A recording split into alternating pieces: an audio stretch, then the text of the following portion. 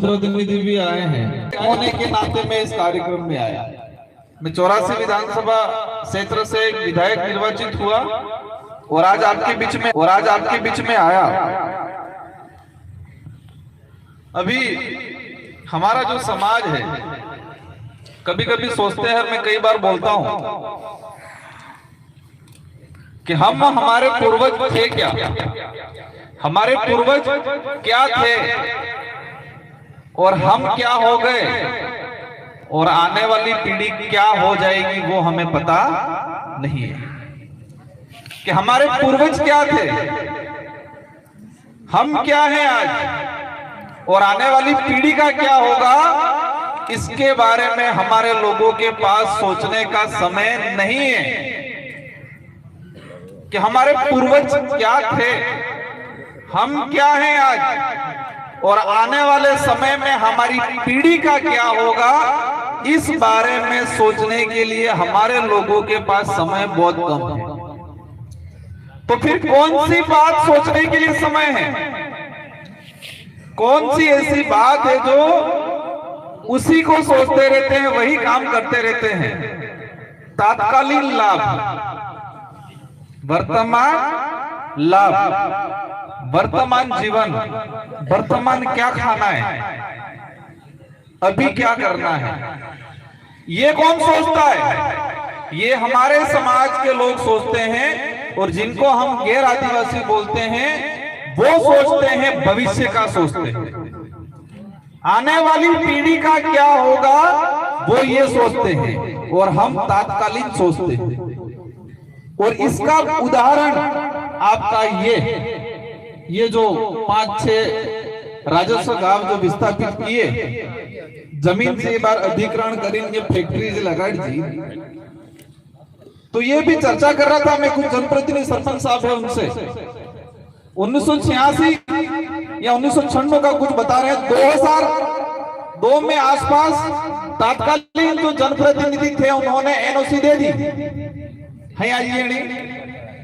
यहाँ तक नेता फोन आप जोड़ेगा, यहाँ सीओ जिला कलेक्टर में फोन आप जोड़ेगा तो नरेगा नहीं सैंक्शन नहीं करेगा, एम करें एनओसी आल उस समय के लोगों ने, उस समय के जनप्रतिनिधि ने तात्कालिक लाभ देखा।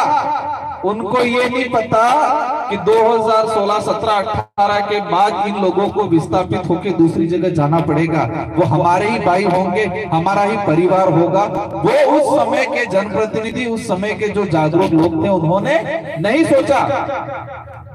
तो इससे ये मैं जो कह रहा था कि हमारे पूर्वज क्या थे, हम क्या हैं और आने वाली पीढ़ी क्या होगी, उसके बारे में हमारे लोगों के पास सोचने का समय नहीं है और वही नहीं सोचते हैं। इसीलिए ऐसे उदाहरण कई आने वाले समय में हमको देखने मिलेंगे।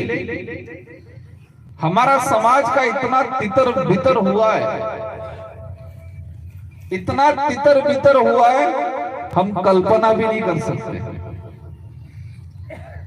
हमारा देश 1947 में आजाद हुआ, 1950 में संविधान लागू हुआ और हमारे लोगों को आज तक आजादी के नाम से वोट ले लेके, आजादी के नाम से भाषण दे दे के, वोट ले लेके आज तक हम आजादी के सपने में आज तक डूबे हुए। हम ये नहीं सोच रहे कि आजाद हुए आज 75 साल होने आ गए। कितने? 75 साल होने आ गए, लेकिन आज भी हम उस नींद में सोए हुए हैं। आजादी से पहले हमारे समाज का विस्थापन कैसे हो रहा था, आज आजादी के बाद हमारे समाज का विस्थापन कैसे हो रहा है। आजादी से पहले आदिवासी समाज के साथ क्या अन्याय हो रहा था, क्या शोषण हो रहा था, और आज अन्याय शोषण क्या हो रहा है वो भी हम आइडेंटिफाई नहीं कर पा रहे, उसके अंतर का पता नहीं लगा पा रहे। कि आजादी पहले होता तो ने आज हो थाई रीजिए, आजादी पहले था तो हमारे बाप दादा खबर पड़तो तो ये लड़ता था, और आज थाई रीजिए लेकिन हमारे खबर नहीं पड़ता, हमें लड़ता भी नहीं, हमें जीता से। आज थाई रीजिए अन्याय, लेकिन हमारे खबर नहीं पड़तो है, और खबर नहीं पड़ता है એટલે હાથ હગારનો શોષણ સિર્ફ જીવતા રહો, और એટલે અમે ભવિષ્ય બારામાં નહીં સૂચી શકતા। अभी जो यहाँ से विस्थापित हुए, हो सकता है कुछ दरियावत में गए होंगे, प्रतापगढ़ में गए होंगे, कोई मध्य प्रदेश में भी गया होगा, अभी बात मिली थी।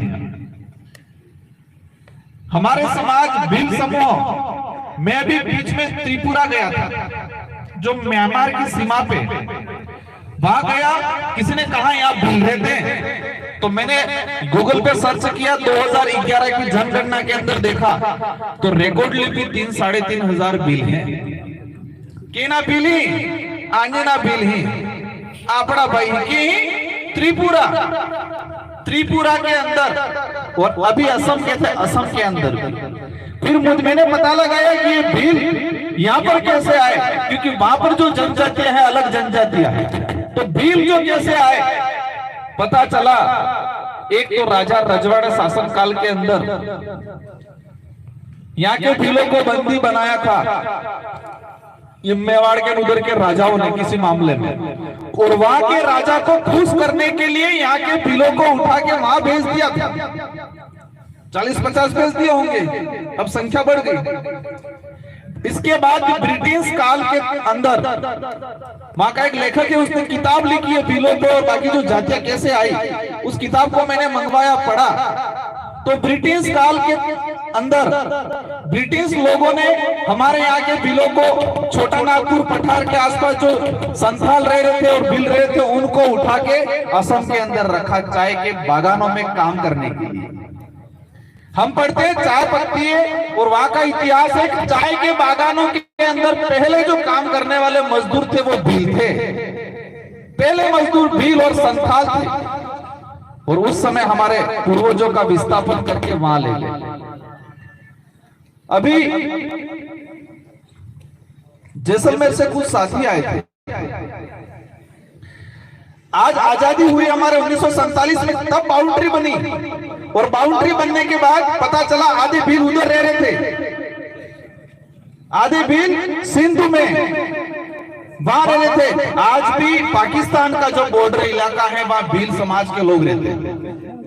मतलब हमारे भील समाज के लोगों को देश के बॉर्डर में बांटा, और हम लोग आज भील प्रदेश की जो बात कर रहे हैं, कई लोगों को मिर्ची लग जाती है कि भील प्रदेश कैसे मिल जाएगा। ये भील प्रदेश की मांग आज की नहीं है, ये भील प्रदेश की मांग गोविंद गुरु के आंदोलन से है। इसके पहले भी बात होती, इसके बाद भी बात होती, वर्षों से ये बात होती आ रही है। भील प्रदेश की मांग, हमारे भील मध्य प्रदेश में रहते, उधर गुजरात में रहते, ये भील खंड के नाम से जाना जाता था। लेकिन जब ये सरदार वल्लभ भाई पटेल ऐसे लोगों ने ये भील एकजुट रहेंगे तो मजबूत हो जाएंगे, हमारे भीलों को 3 राज्यों में बांट दिया। कितने राज्यों में? 3 राज्यों के अंदर बांट दिया, और हम पता ही नहीं चल रहा है। राजस्थान के अंदर जो इकोनॉमिक डेवलप हो रही है, राजस्थान के अंदर जो मिनरल्स हैं, वो कौन से इलाके में? चित्तौड़ से इधर वाले इलाके में। मतलब हमारा भील प्रदेश का क्षेत्र है, वहीं से सबसे ज्यादा मिनरल्स माइनिंग निकल के जा रही है, और राजस्थान का जो बजट बनता है उसमें जा रहा है। गुजरात के अंदर भी वही स्थिति है, मध्य प्रदेश के अंदर भी वही स्थिति है। लेकिन हमारे भाई इधर इधर बढ़ के हम कमजोर हो गए। आज ये विचारधारा आई, कई लोग कहते हैं किसको राजनीतिक रूप क्यों दिया? क्या अगर राजनीतिक रूप नहीं देते तो आप सबको क्या कहते? ये तो नक्सली है, यूं कहते कि नहीं कहते? नक्सली है यूं करके सबको मार डालते हैं और कई जनों को जेल में भेज देते हैं ये लोग। आज हम लड़ाई लड़ रहे हैं, हमारे खुद की लड़ाई नहीं लड़ रहे हैं, समाज के हक की बात को लेके सच्चाई बोल रहे हैं। आज हमारे पीछे इतने लोग पड़े, कई लोग कहते हैं क्या परिवर्तन हुआ, क्या हुआ? देश के अंदर प्रधानमंत्री 2014 में बना, 2014 से लगा के 2018 तक की उसकी भाषण की कॉपी निकालो, उसने एक भी बार आदिवासी नहीं बोला है। और ये विचारधारा आई, इसके बाद 2019 से लगा के अब तक की कॉपी निकालो, वो आदिवासी बोलने के लिए तैयार हुआ है। ये परिवर्तन आया है। कौन बोल रहा है? नरेंद्र मोदी।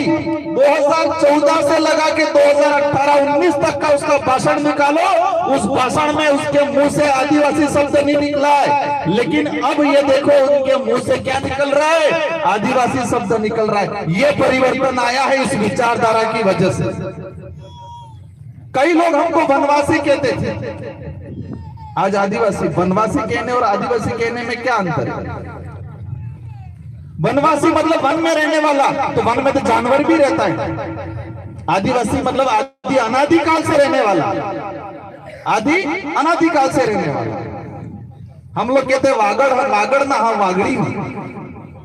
क्या कहते हैं? वागड़ के हैं और वागड़ी बोली है। हमारी वागड़ी बोली नहीं, हमारी भीली बोली है। हम भील हैं और हम भील प्रदेश के हैं। उन लोगों ने वनवासी, वागड़ और वागड़ी 3 शब्दों से जोड़ा। लोग कौन? वनवासी। इनका क्षेत्र कौन? वागड़। उनकी बोली कौन सी? वागड़ी।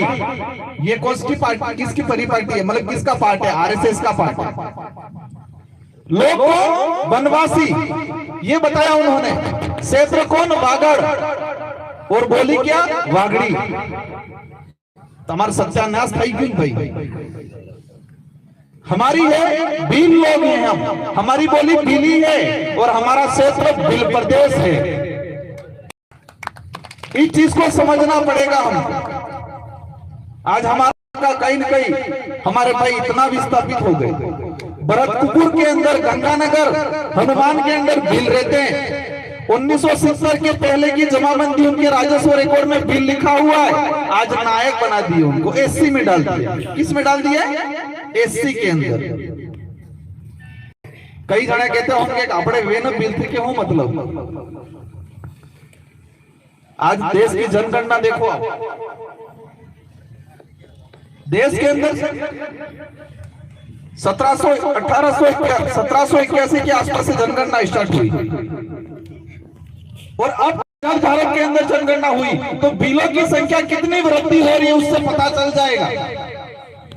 हमारे भील समूह देश के अंदर मानते हैं, गोंड और भील को, कि आदिवासी के अंदर सबसे बड़ा समूह है। लेकिन हमको धीरे धीरे इधर इधर बांट दिया। आधे धर्म में बढ़ गए, आधे जातियों में बढ़ गए और आधे राजनीतिक पार्टियों में बढ़ गए। आज पूरे देश के अंदर आदिवासी समाज एकजुट हो रहा है और इसी वजह से हमारे देश के प्रधानमंत्री वनवासी से आदिवासी कहने पे मजबूर हो गए। ये हमारी उपलब्धि है। यहाँ पर चिंता मत करो, आपके यहाँ सब काम होंगे। उनकी भी वैल्यू बढ़ी। मागीलाल जी कह रहे थे ये नहीं हो रहा, आप चिंता मत करो, सब होंगे। बुला बुला के पूछेंगे वो काम कराड़ो वो तुम्हारे। आपकी भी वैल्यू बढ़ी भाई। बुला बुला के पूछेंगे कि हो काम करवो के पूर्वी माधु के रोड करवो है, पूछेंगे। हम जिस समाज से आते हैं, जिसकी बदौलत हम बड़े बने, जिसके आधार पे हम आगे बढ़े, उस आधार को खत्म करने का काम कर रहे हैं हमारे पॉलिटिकल लीडर और हमारे कुछ बड़े अधिकारी। मैंने जब रिजर्वेशन को समझा, मैंने सोचा कि मैं मेरे सारे एमएलए साथियों को, सारे सरपंचों को लेटर लिखता हूं और लगभग 4 से 5 हजार पत्र लिखे होंगे। 1700-1600 सरपंचों को लिखे थे। हमारे सरपंच साथी हैं, अभी बात हुई थी, मैंने कहा मेरा लेटर आया कि नहीं आया। अब पढ़ा नहीं पढ़ा सरपंच सब जाने, पर मैंने बड़े दिल से लिखा था इसको, बड़ी प्यारी वाणी से लिखा था और ऑथेंटिक आंकड़ा लिखा था। रिजर्वेशन, आरक्षण, पर आरक्षण मिला कैसे उस बात पे मैं आना चाहूंगा। ये आरक्षण आरक्षण चिल्ला रहे, हम सब कह रहे हैं, लेकिन आरक्षण कैसे मिला? कई जन कहता है कि आरक्षण मिली तो है सरपंच अपने बने होंगे। अच्छी बात है, बना। कब से बनने लगे? हम 1995 से बनने लगे। तो क्या संविधान 1995 में लागू हुआ? संविधान 1950 में लागू हुआ, तो 1995 से क्यों बनाना स्टार्ट किया? आरक्षण हमारे नौकरियों में कब मिलने लगा? अगर वास्तविक तरीके से देखा जाए, थोड़ा बहुत मिलने लगा है वो 1990 के बाद से थोड़ा थोड़ा बहुत मिलने लगा। तो 1950 से 1980 तक हमारे आरक्षण की सीटों को किसने खाया और किसकी वजह से खाया, उसको पहचानने की जरूरत है कि नहीं है? आज हमारे भाई टीचर बने तो उनका बेटा अच्छा एजुकेशन लेगा, हमारे भाई डॉक्टर बने तो उनके बेटी अच्छा एजुकेशन लेंगे। अगर हमारे पूर्वज 1960, 1970, 1975 में अधिकारी कर्मचारी बन गए होते, हमारे इलाके में 100% सरपंच शासन में 1970, 1950 के बाद से सरपंच बनने लग गए होते, तो क्या जोशी जी की जगह हमारा आदिवासी मुख्यमंत्री नहीं होता? हरिदेव जी जोशी मुख्यमंत्री बने तो शेड्यूल एरिया में 100% आज रिजर्वेशन शासन में है, सरपंच से लगा के एमएलए एमपी तक। अगर उस समय हमारे लीडरशिप को पनपाने दिया होता तो आज आदिवासी मुख्यमंत्री बना होता कि नहीं बना होता? 1950 के बाद से संविधान के अंदर जो वास्तविक आरक्षण था वो दिया होता तो हमारे इलाके से आदिवासी मुख्यमंत्री अब तक बना होता कि नहीं बना होता? हरिदेव जी बन सकते थे, आदिवासी नहीं बन सकता था क्या? ये अन्याय किया तो उसको सूद समेत वसूलना पड़ेगा कि नहीं पड़ेगा? पड़ेगा। किससे वसूलना पड़ेगा वो आप सबको पता है। हमारा यही समस्या है, जिन्होंने राज किया और हम लोगों को वोट बैंक बना के यूज किया, उनसे वसूलना पड़ेगा। और आज जो मिल भी रहा है आरक्षण, लेकिन हो क्या रहा है? जिस कारण से हमें आरक्षण, रिजर्वेशन या प्रतिनिधित्व जो मिल रहा है, आदिवासी होने के नाते मिल रहा है। अगर हमारा भाई कोई एमएलए बना है, मैं बना हूं, मैं एमएलए बनाऊं, अगर मैं रिटर्निंग अधिकारी के वहां फॉर्म भरने गया एज ए राजकुमार, मैं सब कुछ कर लेता, 3 से 4 पार्टियों की टिकट भी लगा देता, लेकिन आदिवासी होने का सर्टिफिकेट नहीं लगाता तो क्या मेरा फॉर्म पास होता? वो पता ही नहीं हमको, बताया ही नहीं उन लोगों ने आज तक। कांग्रेस और बीजेपी की कोई टिकट लगा देगा और आदिवासी होने का सर्टिफिकेट नहीं लगाएगा तो इसका फॉर्म पास होगा? क्या वो एमएलए सरपंच का चुनाव लड़ पाएगा? ये जानना पड़ेगा हमको। पता है नहीं, बताया नहीं किसी ने, हमने भी जानने की कोशिश ही नहीं की। हमने भूत और भविष्य के बारे में सोचा ही नहीं, हमने वर्तमान में जीने का काम किया। ये जो सर्टिफिकेट, जो प्रमाण पत्र जो मिला है, वो प्रमाण पत्र हमारी संस्कृति के आधार पर मिला है, हमारी बोली के आधार पर मिला है, हमारे रीति रिवाज के आधार पर मिला है। लेकिन हमारे समाज का अधिकारी बनने के बाद जिस सर्टिफिकेट लगा के अधिकारी बनता है, वो सर्टिफिकेट इसलिए मिला है कि वो आदिवासी है, इसलिए आदिवासी होने के क्या उसकी संस्कृति, रीति रिवाज, शादी ब्याह, बोली, भाषा। लेकिन वो बड़ा बनने के बाद बाजार में जाता है और इसकी बोली भाषा वालों से दूर रहता है। हमारे गांव में हमारी लोकल भाषा बोले थे, आते अनपढ़ है, गाड़ू थी क्यों? अरे इस भाषा की वजह से तेरे को सर्टिफिकेट मिला है, हमारे इस पहनावे की वजह से सर्टिफिकेट मिला है। हमारा बड़ा अधिकारी बांसवाड़ा में रहता है, हमारे गांव से अगर हाड़ी में लुगड़म जाते रहे तो हरमाए। अरे भाई तेरे को यहाँ तक लाने का काम भी संस्कृति ने किया है। ये हाड़ी लुगड़न साफा और 2-3 वजह थे कि तब सर्टिफिकेट मिल गई। और ये चीजें आदिवासी होने का आइडेंटिफाई देती है। लेकिन हमारे भाई भूल जाते हैं कि मैं किस आधार पे बड़ा बना। उनका योग्यता है, वो पढ़ाई लिखाई की बात अलग है, लेकिन कहीं न कहीं उसको आगे बढ़ाने में हमारे आदिवासी समाज का प्रमाण पत्र ने बहुत बड़ा योगदान दिया। हम लोग कहते हैं कई बार हम जाति व्यवस्था में नहीं आते, धर्म व्यवस्था में नहीं आते, लेकिन हमारे भाई इस चीज को कई लोग नहीं स्वीकार करते। एक बहुत बड़ी जानकारी मिली, मैं असम गया, असम के अंदर जाति प्रमाण पत्र नहीं बनता है। असम का जो आदिवासी है उनका जाति प्रमाण पत्र नहीं बनता है। क्या बनता है? उनका ट्राइब प्रमाण पत्र बनता है। कास्ट सर्टिफिकेट नहीं बनाते वहां, उनका जो सर्टिफिकेट है उसमें ट्राइब सर्टिफिकेट लिखा हुआ है, न कि कास्ट सर्टिफिकेट, क्योंकि आदिवासी जाति व्यवस्था में नहीं आता है असम के अंदर। और इस चीज को हम आधार बना के आने वाले समय में राजस्थान के अंदर भी इम्प्लीमेंट कराने की पूरी कोशिश करेंगे। ट्राइब सर्टिफिकेट लिखा हुआ है, कास्ट सर्टिफिकेट नहीं लिखा हुआ। आज आरक्षण को लेके 2013, 2018, 2016 3 RS की भर्ती, इसके अंदर 50% जनरल को दिया, हमको 45 भी पूरा नहीं दिया, हमको 42-43 दिया। मतलब 20% जनसंख्या को 50% सीटें दी और हमको कितना दिया? 41, 42, 43% दिया। और 12% जो स्टेट लेवल पे मिल रहा है उसमें यहाँ का एक भी आदिवासी वहां पर नहीं जा पाया। वो किसको मिला? ओनली फॉर मीणा, करौली सवाई माधोपुर वालों को मिला 5% लोगों को। 12-13% जो रिजर्वेशन, 12.5% जो मिल रहा है स्टेट लेवल पे, इसमें आदिवासी समाज के साथ बहुत बड़ा अन्याय हुआ हमारे शेड्यूल एरिया के साथ। लेकिन कौन नेता बोल रहा है? नहीं बोलेगा, क्योंकि टिकट कटी जाए। पार्टी हाईकमान मोहन के नाथ किसी लिए। आज हमारे भाइयों के, क्योंकि उनको भी पता है कि ये समाज वर्तमान में जीने वाला है। हमारे समाज के अंदर भी बहुत सारे ऐसे भाई हैं जो पूरे समाज को कलंकित करने का काम करते हैं। चुनाव में सोई बस बोतल मड़वो जूझे और एक बोतल पाई दी उनका पेला वो खुद ने बाप भाई भी लटकीन जातो रहे हमारे भाई। जिस दिन इस मत का महत्व पहचान लेंगे तब हमारे समाज का उद्धार हो जाएगा। और जब तक अपने विचारधारा के लोग सिस्टम में नहीं भेजोगे, अपनी विचारधारा के लोग, आज ये जो डर फैला है, भारत का प्रधानमंत्री 5 साल तक प्रधानमंत्री रहा लेकिन उनके जबान से आदिवासी नहीं निकला। इस विचारधारा की वजह से वो आदिवासी कहने लगे। तो ऐसा डर पूरे कायम रखना चाहते हो नहीं चाहते हो आप? ये डर जो फैला है उसको कायम रखना नहीं रखना है?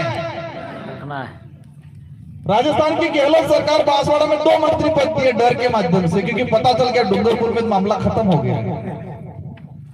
तो ये डर बराबर कायम रखना नहीं रखना है? रखना है। तो कायम रखने के लिए अपन को एकजुट होना पड़ेगा, एकजुट रहना पड़ेगा, इस डर को बरकरार रखना है। और आने वाले समय में अभी सब चल रहा है, कोई हो हाथ जोड़ो यात्रा चल रही है, कई जगह आक्रोश रैली चल रही है। हम पर भी सोच रहे आने वाले समय में रगड़ा रैली निकालेंगे जरूर, क्योंकि मैं सोचता हूं कि हमें सूद समेत वसूल करना है। बहुत कुछ कर लिया, हम सत्ता में आए, 2 विधायक आए, डूंगर 84 और सागवाड़ा, लेकिन इतना खलबली मच गई पूरे उदयपुर संभाग में, सारे नेताओं की नींद उड़ गई। इसका मतलब कुछ तो है। कितने हुए? 3-4 साल हुए। 75 साल से मामला, 70 साल से मामला चल रहा है। तो 70 साल से जो चल रहा है उनके अंदर खलबलियां बची, उनकी नींद उड़ी, तो उसको बरकरार रखना है। आने वाले समय में हमें वर्तमान को कम, भविष्य के लिए ज्यादा सोचना है। हम लोग सब ऐसी काबिलियत रखते थे कि हम भी किसी पार्टी में जाके नेतागिरी कर सकते थे, लेकिन हमने वो पार्टियों के झंडे छोड़ दिए, क्योंकि हमें लगा कि हमने स्टडी की, रिजर्वेशन की, आरक्षण के साथ हमारे समाज के साथ बहुत बड़ा अन्याय हुआ है। ये हमारे समाज के नाम से कई लोग नौकरी लग के चले गए। इस इलाके में आके फर्जी सर्टिफिकेट बना के 2 जने नौकरी लग के चले गए। यहाँ की 20% जनसंख्या को आज तक 50% आरक्षण मिलता आ रहा है, लेकिन हमारे भाई इस मामले को नहीं समझ पाए। मैं तो कहता हूं जो बीजेपी के अंदर है या कांग्रेस के अंदर है, आप भी डराओ उनको कि आप भी बोलो आरक्षण को लेके, और नहीं बोलोगे तो हम आएंगे ये नई विचारधारा उसके साथ जाएंगे। दौड़ाना तो पड़ेगा थोड़ा, यही होगा। आप चिंता मत करो, काम की चिंता है। सरपंच साहब बैठे, सबको कह रहा हूं, आपको काम की चिंता करनी ही नहीं, आपको पूछेंगे वो, देखना कि क्या क्या काम करने, वो आगे से पूछेंगे। इन्हीं शब्दों के साथ कुछ बात हमारे मागीलाल जी ने बताई थी भक्ति को लेके। हमारा समाज एक भक्ति से जुड़ा हुआ समाज है।